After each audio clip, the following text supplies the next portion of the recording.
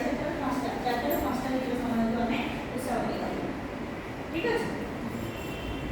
तार कवि होती गंगाधर मेहेर ताको विषय में समझबी हमको जल्दी सारिया अछि कोर्स हैला पहले एति जानो कविंद्र परिचय जानिबो कविंद्र कृति जानिबो और ए कवितार आगमन से जानिबो एति जानिबो तेनु कवि गंगाधर मेहेर से होचन स्वभाव कवि बा प्रकृति कवि ठीक अछि।